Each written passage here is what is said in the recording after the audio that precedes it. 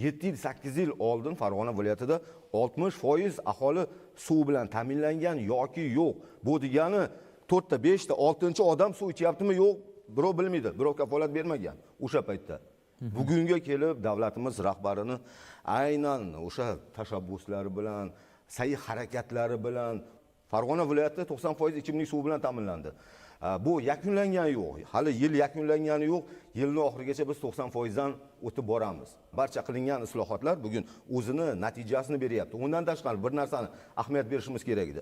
Bundan 7 yil 8 yil oldin Vadakanal desa birov mensimagan bu tashkilotni. Birov bir so'm pul bermagan.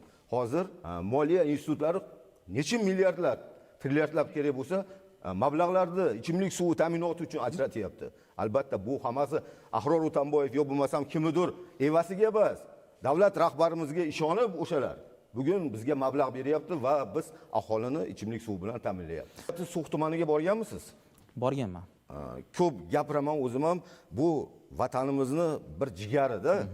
Boshqa respublikaning ichidagi O'zbekiston mana shu yer, mana shu hudud, anklav hudud bo'lishiga qaramasdan bugun 100% ichimlik suv bilan ta'minlanmoqda.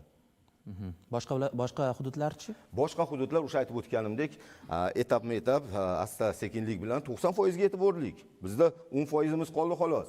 Asta-asta sekin biz ta'minotni to'ldirib boryapmiz.